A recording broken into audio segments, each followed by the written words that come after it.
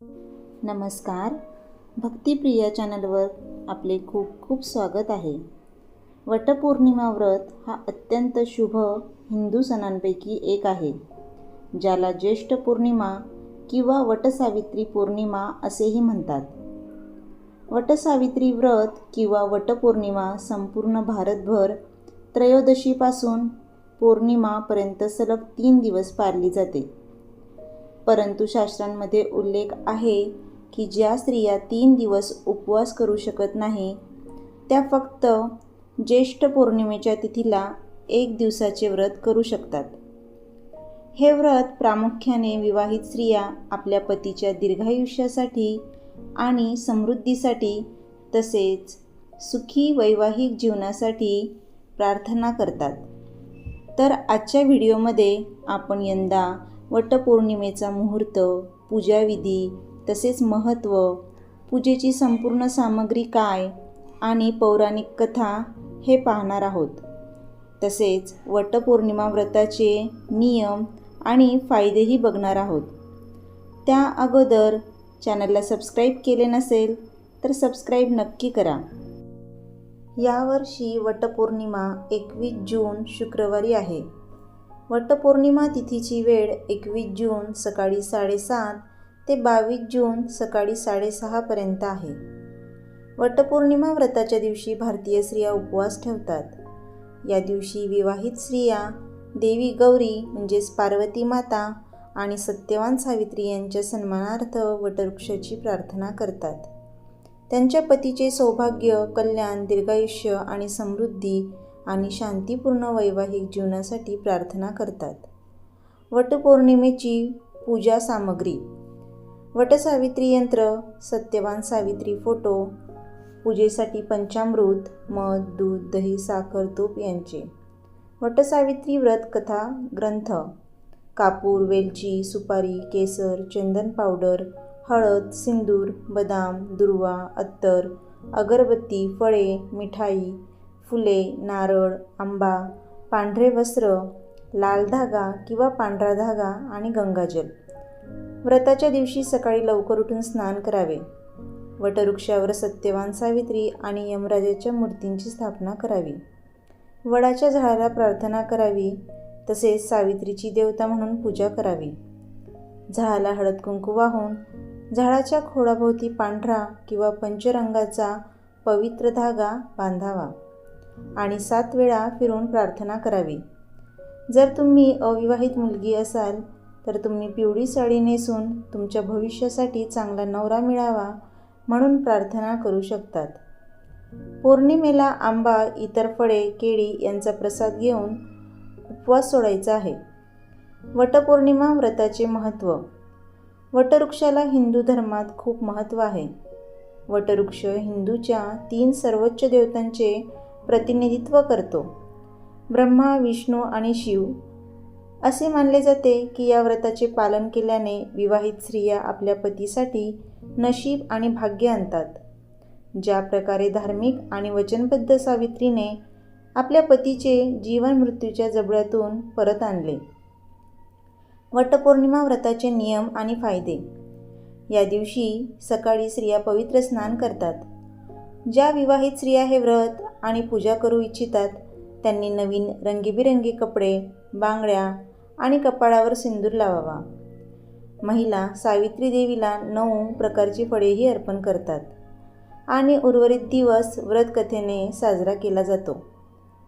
एकदा स्त्रिया त्यांचे व्रत पूर्ण केल्यानंतर त्या पती आणि कुटुंबातील वडीलधाऱ्यांकडून आशीर्वाद घेतात. असे मानले जाते की वटसावित्री व्रत विवाहित हिंदू स्त्रियांना चांगले आयुष्य आणि सौभाग्य देते. जर एखाद्या विवाहित हिंदू स्त्रीने भक्तिभावाने व्रत पाळले तर ती तिच्या पतीसाठी नशीब, दीर्घायुष्य आणि समृद्धी आणू शकते.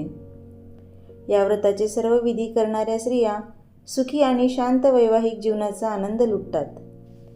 वटपौर्णिमा व्रत कथा: ब्रह्मवैवर्त पुराणात सांगितलेली कथा ही आहे. भद्राच्या राज्यात एकेकाळी अश्वपती नावाचा राजा होता. त्याला मुलबाळ नसल्यामुळे राजेशाही थाट असूनही त्याला खूप दुःख होते. 18 वर्ष राजाने संतती प्राप्त होण्याच्या आशेने अगणित अर्पण करून विस्तृत विधी आणि मंत्रांचे पठण केले.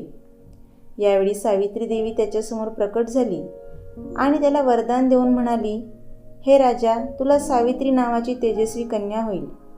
या दैवी वरदानाबद्दल कृतज्ञ होऊन राजाने आपल्या मुलीचे नाव सावित्री ठेवले. जसजशी ती मोठी होत गेली, सावित्रीच्या अतुलनीय सौंदर्याने अनेक दावेदारांचे लक्ष वेधून घेतले. परंतु तिच्या वडिलांनी तिच्यासाठी योग्य पती शोधण्याचा प्रयत्न केला. स्वतःचा जीवनसाथी निवडण्याचा निर्धार करून सावित्रीने योग्य वर शोधण्याचा प्रवास सुरू केला.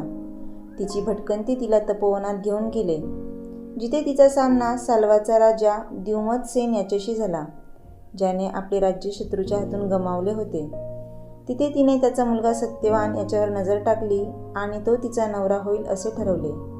जेव्हा नारद ऋषींनी सावित्रीची निवड कळवली, तेव्हा ते राजा अश्वपतीच्या जवळ गेले आणि त्यांना सावध करून म्हणाले, हे राजा, तू काय करतोस? सत्यवान सद्गुणी आणि बलवान आहे, परंतु त्याचे आयुष्य अल्पायुषी आहे. तो 1 वर्षाच्या आतच निघून जाईल. ही निराशाजनक बातमी ऐकून राजा अश्वपतीला खूप त्रास झाला. तेव्हा सावित्रीने तिच्या वडिलांना त्यांच्या काळजीबद्दल विचारले आणि त्यांनी सत्य प्रकट केले आणि तिला दुसऱ्या दाव्याचा विचार करण्यास सांगितले. मात्र सावित्री ठाम राहून म्हणाली, बाबा, आपल्या उदात्त आर्य परंपरेनुसार स्त्री आपल्या पतीशी एकदाच लग्न करते. राजाची आज्ञा फक्त एकदाच दिली जाते आणि पुजारी विवाह सोहळ्यात एकदाच पवित्र विधी करतात. कन्यादान, वधूचे दान देखील एकदाच केले जाते. तिच्या दृढ निश्चयाने सावित्रीने सत्यवानाशी लग्न करण्याचा आग्रह धरला. राजा अश्वपती तिला परावृत्त करू शकला नाही. त्याने आपल्या मुलीचा विवाह सत्यवानाशी केला. आपल्या नवीन घरात स्थायिक झाल्यानंतर सावित्रीने तिच्या सासू आणि सासऱ्यांची कर्तव्यपूर्वक सेवा केली. जसजसा वेळ निघून गेला, नारद मुनींनी भाकीत केल्याप्रमाणे सत्यवानाच्या मृत्यूचा भाकीत दिवस जवळ आला.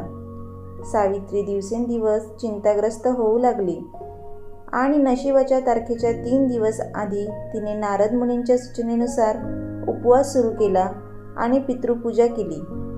ठरलेल्या दिवशी सत्यवान सावित्रीसोबत सरपण गोळा करण्यासाठी जंगलात गेला असता त्याच्या डोक्यात अचानक वेदना झाल्या आणि तो झाडावरून खाली पडला. त्याची वाट पाहत असलेले भीषण वास्तव सावित्रीला समजले. हळुवारपणे सत्यवानाचे डोके तिच्या मांडीवर ठेवून सावित्रीने त्याचे सांत्वन केले. मृत्यूच्या देवतेचे सेवक यमराज सत्यवानाला मृत्यूनंतरच्या जीवनात नेण्यासाठी आले, परंतु सावित्रीने त्याला जाऊ देण्याचा नकार दिला.